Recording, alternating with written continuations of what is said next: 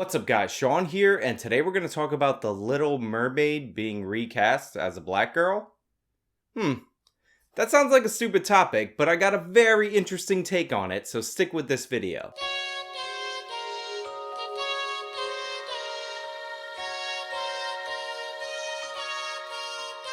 So recently it was announced that actress Halle Bailey, not to be confused with actress Halle Berry, has been announced as cast in the live-action reboot of The Little Mermaid as the lead character, Ariel. Now Ariel, as you can see on screen, has been traditionally portrayed as a white mermaid with red hair. And supposedly, according to people in the media, this casting change has sparked outrage across the country. How dare they do this to Ariel? Hashtag not my Ariel. Hashtag boycott the Little Mermaid, if you know what I mean. However, one of the things that you realize when you look into the story a little bit deeper is that the hashtag not my Ariel is full of support for this actress being cast as Ariel, and a lot of people condemning these supposed racists who don't like this casting choice, because the only reason, according to the media, to not like this casting choice is because you are in fact racist.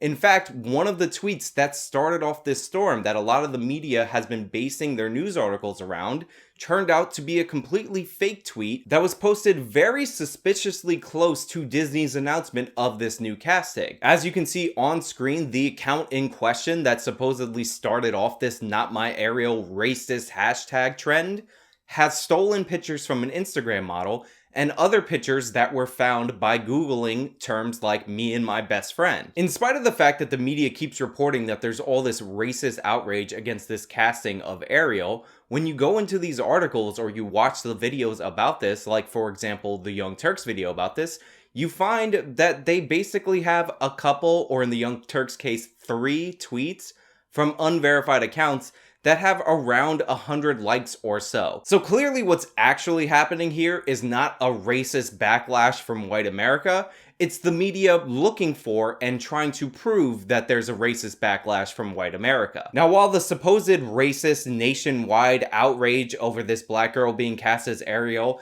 is largely the product of the media manufacturing this outrage because this is in fact the narrative that they want to promote, I do want to point out that some people on my side have engaged in a little bit of trollery that happens to be hilarious, and that's this idea that Hollywood has an anti-redhead bias. Because strangely enough, a lot of these traditionally white roles that have been recast into black roles were originally the roles filled by redheaded characters, and considering redheads are in fact a smaller minority than African Americans, and historically a traditionally persecuted minority by governments like the Nazi Party of Germany, I think it's really funny that people are using the left's own arguments about representation and marginalization against them when it comes to redheads.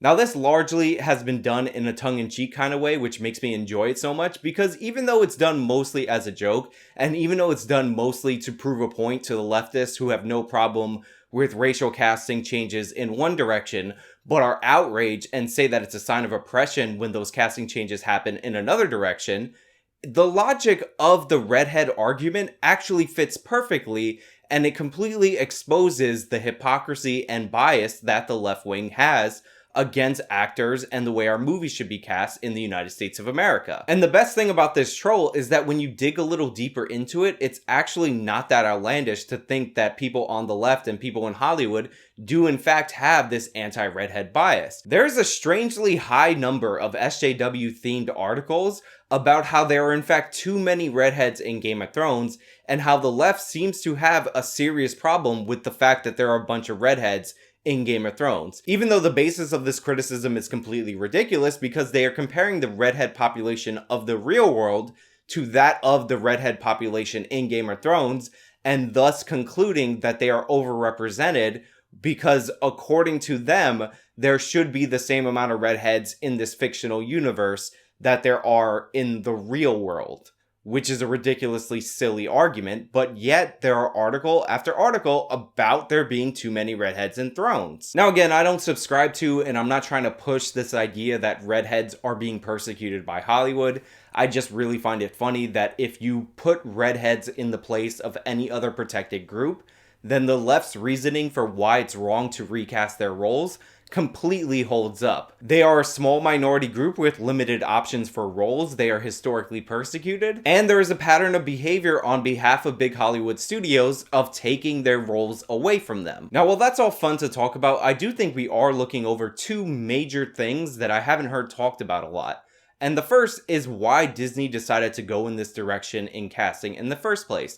And to me, that's pretty obvious. The Little Mermaid is a classic for Disney fans, and it really did kick off the 90s renaissance of Disney animated movies.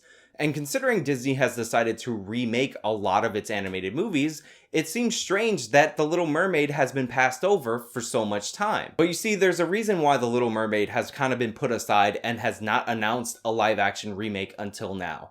And that is because, according to the woke SJW crowd, The Little Mermaid is one of Disney's most problematic films, as it features a girl who has to sacrifice her voice in order to find true love. So what do you do if you're Disney and you just realized that cynically cashing in on crappy live-action remakes of your animated movies makes you a boatload of money every time you do it? Do you either stand by your product and the movies that you made in your past and point out that it's completely ridiculous for people to expect all characters in every movies to be perfect role models for the people watching those movies?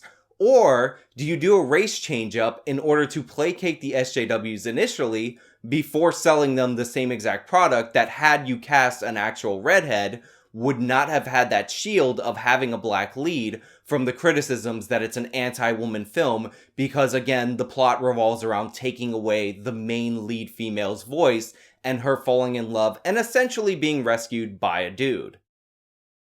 To me, this is one of the most obvious examples of cynical corporate marketing. You cast someone who doesn't traditionally line up with the property that you're adapting.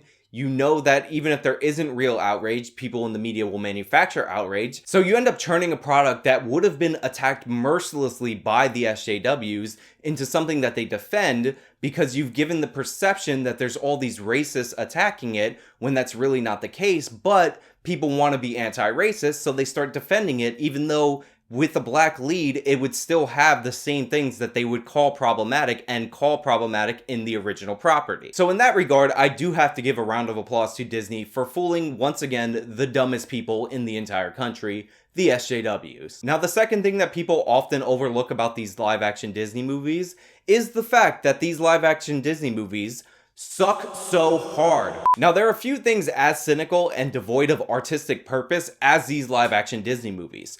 None of them are good, and none of them have a reason to even exist. There's nothing wrong with any of these animated movies, and except for maybe The Jungle Book, which was very experimental on the technology that they used to make the movie, again, I need to reiterate, these movies have no reason to exist, and the most that anybody's possibly gotten out of these movies is that some of the scenes reminded you of the animated scenes, and that made you feel nostalgic. And let me make this clear to everybody in my audience, nostalgia is completely worthless. Not only do these movies have absolutely no reason to exist, they are all, without a shadow of a doubt, significantly worse than the movie that they're remaking. They're completely bloated, they add extra scenes and subplots that best case scenario go completely nowhere and are a waste of time, and worst case scenario actually undermine the narrative of the movie. The movies are also unbelievably insulting to the audience's intelligence. There are two scenes in Aladdin which perfectly illustrate this point. There's a scene in which the Will Smith genie, who has been elevated from a supporting character to the co-main character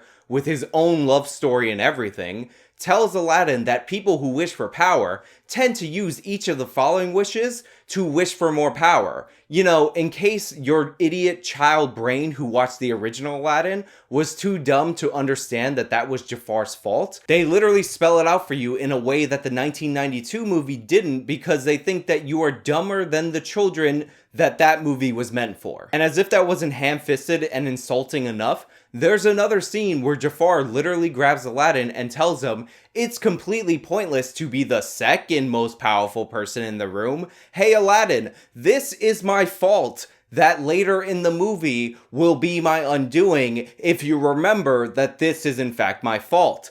Do you guys understand what is happening in this movie? Can we explain it any more? Can we have Will Smith look directly in the camera and say the thing about everybody who wishes for power, using each of their following wishes to wish for more power, and then followed up directly with me saying that I don't ever want to be the second most powerful person in the room, so that you can understand that when Aladdin points out the genie is more powerful than him, like in the original movie, and Jafar wishes to be more powerful than the genie, to become a more powerful genie, you will understand that this was a thing that they told you about his character explicitly earlier in the movie. So in conclusion, The Little Mermaid has been recast as a black girl. The outrage surrounding this is largely being pushed up by the mainstream media. And in my opinion, people should be less concerned about who's cast in these live action movies and more concerned about, you know, stopping these live action movies from existing because they're terrible. Anyway, that's all I really have for you guys today. Thank you so much for watching. If you like this video, then please show me by leaving a like.